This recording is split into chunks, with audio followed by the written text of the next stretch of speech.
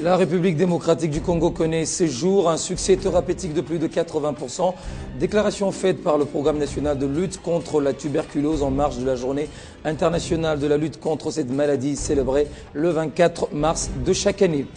Fly Congo, la nouvelle compagnie aérienne, a inauguré ce samedi à Kinshasa son tout premier vol à destination de Lubumbashi, un ouf de soulagement pour les opérateurs économiques étrangers, mais également nationaux, un vol qui marque les lancements de ces activités en RDC. Nous serons bien évidemment en direct avec notre envoyé spécial sur place, Grâce Michel Moutonkole.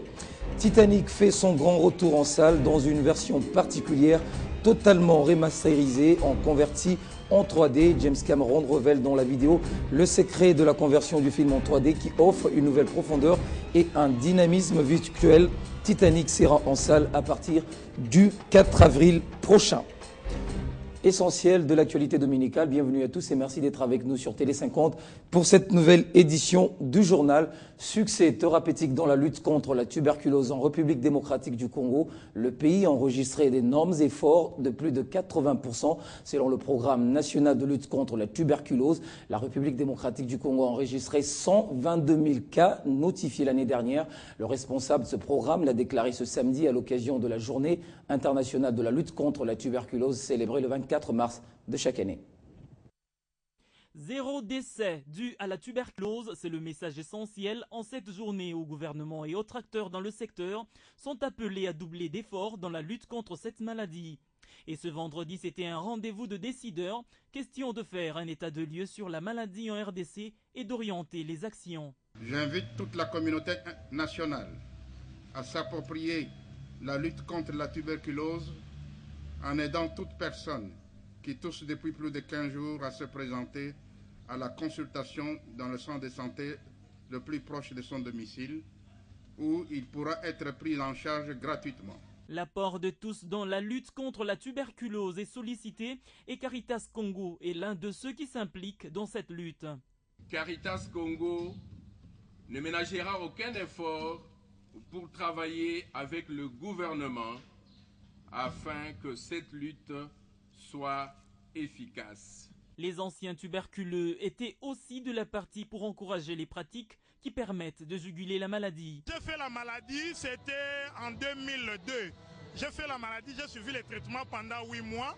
Aujourd'hui, je suis guéri et je fais partie de l'ONG Club des Amis d'Amiens. Selon le responsable du programme national de lutte contre la tuberculose, la RDC est 4e pays le plus touché en Afrique par la maladie, malgré que le traitement y est gratuit. Cette année, nous avons pensé utile de mettre un accent particulier sur le dépistage des enfants et la prise en charge du traitement des enfants pour que la RDC n'ait zéro décès dû à la tuberculose chez les enfants.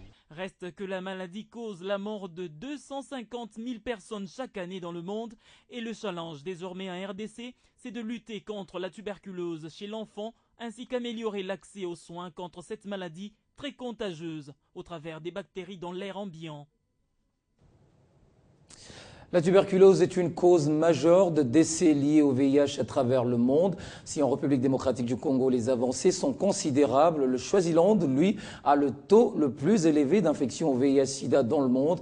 La tuberculose y est répandue. Aujourd'hui, il y a une menace croissante de la tuberculose multirésistance, une souche agressive qui est beaucoup plus difficile à traiter. Je vous propose de suivre ce reportage réalisé par notre collaborateur Khalil Gay de La Voix de l'Amérique. Dans le royaume montagneux du Swaziland, la voiture de la Croix-Rouge serpente le long des routes de terre pour atteindre les habitations rurales éloignées. Il est essentiel de faire parvenir des médicaments à des personnes comme Kulshile Nyamane, qui a contracté une tuberculose multirésistante. Ce cas se produit souvent lorsque les patients ne terminent pas leur traitement initial de la tuberculose. Je pense que c'est très important pour nous d'apporter des services aux populations en leur évitant de se déplacer vers nous. Si nous y arrivons, nous pouvons alors essayer d'éliminer la tuberculose complètement au Swaziland. C'est un énorme défi dans un pays qui a le taux d'infection de sida le plus élevé du monde et où la tuberculose est répandue. Avec l'aide de Lilly MDR TB Partnership, Sanele peut maintenant se rendre dans plusieurs foyers. Je suis heureuse de me sentir mieux et je me sens plus forte. Je vais prendre mon traitement jusqu'à la fin, jusqu'à la disparition complète du virus. Les infirmières et les travailleurs de la santé sont particulièrement vulnérables à la tuberculose. Et dans la capitale commerciale animée de Manzini, il y a maintenant une clinique spéciale pour eux. Fetsile Mamba, qui a remporté un prix du Conseil international des infirmières et infirmiers pour son travail en matière de tuberculose, est là pour soutenir ses collègues infirmières du Swaziland. Ils se sentent aimés. Ils sentent que quelqu'un est vraiment en train de prendre soin d'eux. De même, les infirmières comme Lauren Lamini, qui a contracté la tuberculose à l'hôpital local où elle travaille, peuvent faire face à leur travail quotidien avec confiance. Je peux maintenant faire face aux défis, car j'ai été traitée et je me sens en forme et j'ai beaucoup plus d'énergie. Il est clair que la passion pour le traitement de la tuberculose est nécessaire dans ce petit pays d'Afrique. Et un coup de pouce au niveau mondial pour réduire la tuberculose, dit Luchika Dishu, secrétaire exécutif du partenariat halte à la tuberculose de l'Organisation mondiale de la santé. Nous avons besoin de faire tout ce que nous pouvons pour réduire considérablement la tuberculose dans le monde. Nous pouvons y arriver par le partenariat. Si nous travaillons ensemble, nous trouverons des moyens pour prévenir, diagnostiquer et traiter la tuberculose. En dépit des difficultés, les citoyens du Swaziland sont engagés. Nombreux sont ceux qui sont déterminés à travailler ensemble pour vaincre le fléau de la tuberculose et le sida, afin que les enfants de ces pays puissent regarder l'avenir avec espoir. À Manzini, dans le Swaziland, Khalil Gay pour Télé 50. La semaine de la francophonie s'est clôturée ce samedi durant exactement 3 jours. Plusieurs activités ont eu lieu selon le programme mis en place par le comité de pilotage du 14e sommet prévu en octobre prochain à Kinshasa. Parmi les secteurs intéressés par ces activités, il faut également citer celui de la science et des technologies. C'est dans ce cadre que le campus numérique francophone de Kinshasa a accueilli ce samedi une conférence sur les nouvelles technologies concernant les logiciels dits libres. Ouverte le mercredi 21 mars au théâtre de Verdure, la semaine de la francophonie ne pouvait se refermer sans s'étendre sur les technologies de l'information et de la communication. Au nombre d'activités organisées, il faut compter celle-ci. Ubuntu Party, c'est sa dénomination. Il s'agit de la vulgarisation des logiciels dits libres. C'est au campus numérique francophone de Kinshasa que tout s'est déroulé ce samedi 24 mars. Devant un public essentiellement intellectuel et dans une ambiance à la fois scientifique et interactive, la présentation, l'explication et la compréhension du logiciel libre Ubuntu se passent sans embâge. Ubuntu, cette petite merveille de l'informatique, a une histoire. Il tire ses origines du concept de la philosophie de la réconciliation développée par l'évêque sud-africain Desmond Tutu pour l'abolition de l'apartheid. Elle est devenue aujourd'hui un système important grâce aux multiples avantages et utilités que l'offre selon l'usage que l'on en fait et les résultats attendus. C'est un logiciel dont les codes sources sont distribués librement à tous les utilisateurs, à tous les développeurs. C'est un petit peu comme une voiture dans laquelle vous pouvez avoir accès au moteur. Contrairement à un logiciel propriétaire, c'est un logiciel auquel vous n'avez pas accès au code source, c'est-à-dire au code génétique du logiciel. C'est comme si vous aviez une voiture avec un cadenas qui vous empêche d'aller voir comment tourne le moteur. Pas encore exploité par une large frange de la population, Ubuntu et sa panoplie d'avantages devra encore mettre du temps pour captiver. On ne va plus se bousculer dans les aéroports. L'heure du monopole est révolue. La nouvelle compagnie aérienne Fly Congo a inauguré ce samedi à Kinshasa son tout premier vol à destination de Lubumbashi. Un vol qui marque le lancement de ses activités en République démocratique du Congo. Un ouf de soulagement pour les opérateurs économiques étrangers, mais également national. Nous sommes en direct avec notre envoyé spécial qui a effectué ce vol inaugural à bord de cet appareil. Grâce, bonjour. Vous êtes en ligne avec nous. Nous pouvons savoir les conditions exactement dans lesquelles s'est passé ce vol et quelles sont les personnalités politiques qui étaient à bord. Le vol s'est bien passé en toute sécurité. On a atterri, on était dans les bonnes conditions. On a vu que c'est vraiment un appareil qui revient fraîchement d'un entretien. Déjà, comme l'avait dit M. Pajot, qui revient d'un entretien des États-Unis, plutôt de l'Afrique du Sud. Donc c'est ça, on est arrivé dans les bonnes conditions, sans problème, pas de problème météorologique, donc on est bien arrivé. Et on a plutôt constaté, bon, il y avait la présence du ministre des ITPR, Fridolin Kasfechi, c'est lui qui était à bord. Donc c'est avec lui qu'on a voyagé. On a fait le vol inaugural, mais le vol commercial, le premier vol, ça sera demain. Demain déjà, ça sera le premier vol. Et on était tout à l'heure à l'agence Fly Congo Lubumbashi. On a vu qu'il y a déjà des gens qui viennent acheter des billets pour le vol de demain. Merci Grace pour tout ce détail. On vous retrouve à Kinshasa dans quelques heures. À Kinshasa, l'exécutif provincial vient de prendre une série de mesures pour renforcer la sécurité routière dans la ville, mais également mettre un terme aux tracasseries dont seraient victimes les conducteurs de taxi. C'était au cours du Conseil de ministres tenu cette semaine à l'hôtel de ville sous la présidence du gouverneur André Kimbuta. Suivez l'extrait de ce compte rendu dans ce conseil fait par le porte-parole du gouvernement provincial, Thérèse Olenga.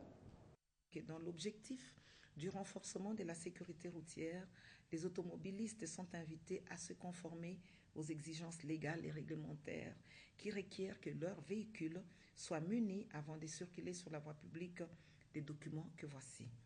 Une carte rose pour son identification, un certificat de contrôle technique qui garantit son état fonctionnel, une vignette pour l'usage de la chaussée, une assurance devant garantir la protection des tiers contre les risques susceptibles d'être causés par le véhicule. Le contrôle de l'observance de ces mesures sera rigoureux et de stricte application suivant l'échéancier ci-après, à partir du 3 mai pour l'assurance, du 3 juin pour la vignette, du 3 juillet pour le contrôle technique, bien entendu, au cours de cette année 2012. Relativement au contrôle technique, 3 sites ont été retenus, à savoir la FIKIN auprès de la firme Trinity 3, l'INPP à Limité et la direction des patrimoines à l'office de route à Kingabwa. En dehors de cela, il va sans dire que tout conducteur de véhicule a l'obligation de disposer d'un permis de conduire en cours de validité. L'exécutif provincial décide de l'institution d'une période de courtoisie pour une durée de 3 mois allant de ce jour au 2 juillet prochain. Ces opérateurs sont instamment priés de mettre ce temps à profit pour se mettre en règle et obtenir l'autorisation de transport telle que la loi l'exige pour l'exercice du transport rémunéré des personnes. Par conséquent, tout contrôle routier actuellement en cours est suspendu. Titanic, le chef-d'œuvre de James Cameron, fait son grand retour en salle dans une version particulièrement, et les 15 ans après son incroyable succès en salle, Titanic fait son grand retour au cinéma dans une version totalement remasterisée et convertie en 3D. James Cameron révèle dans la vidéo les secrets de la conversion du film en 3D. La 3D offre une nouvelle profondeur, un dynamisme virtuel, plus encore, et des émotions plus intenses que jamais. Redécouvrez Titanic en salle à partir du 4 avril prochain. Un mot de sport avant de nous séparer. Le cercle sportif du Grand Hôtel Kinshasa organise à partir de lundi un tournoi de squash messieurs et dames dont le tirage a eu lieu samedi. C'est en partenariat avec la Fédération du squash de la République démocratique du Congo. On fait le point avec Valdo Simoyamba. Logé dans le groupe B après ce tirage au sort du tournoi des squash qu'organisera à partir du 26 mars le centre sportif du Grand Hôtel, chez les messieurs, l'occasion pour Willy Boulamba est celle de prendre sa revanche sur son ami qu'il souhaitait ne pas avoir dans son groupe. C'est vrai que ça fait peut-être une dizaine de matchs qu'on a joué. Et jusque-là, il m'a très bien montré que non, je ne suis pas définitivement un pro. Et j'espère en tout cas prendre cette opportunité pour lui montrer aussi de quoi je suis capable. Cyril, par contre, fera face aux adversaires qu'il n'a jamais affrontés. Je viens de voir le tirage, mais je connais personne en fait. Je ne connais pas les autres adversaires. Donc non, on verra. De toute façon, c'est pour le plaisir, pour jouer, pour découvrir des partenaires. Donc c'est pas un problème de ne pas les connaître. Et puis c'est l'occasion justement de rencontrer des gens, de pouvoir avoir des gens avec qui jouer après. En version masculine, dans ce tournoi de squash qu'abritera ces terrains du Grand Hôtel, 16 athlètes ont été répartis dans 4 groupes en raison des 4 dans chacun des groupes. Chez les dames, seuls 8 athlètes vont compétir dans ce tournoi, répartis dans 2 groupes. Logée dans le groupe B, la championne en titre reste confiante quant à la défense de son titre. Je n'ai pas vu vraiment des athlètes qui sont un peu forts. Bon, je ne peux pas minimiser mon adversaire, mais du moins je vais me battre. Par le moyen des entraînements, comment est-ce que je me suis entraînée, je me sens capable. Pendant 6 jours, à partir du lundi 26 mars, messieurs et dames vont compétir au Grand Hôtel Kinshasa pour les titres chacun dans sa version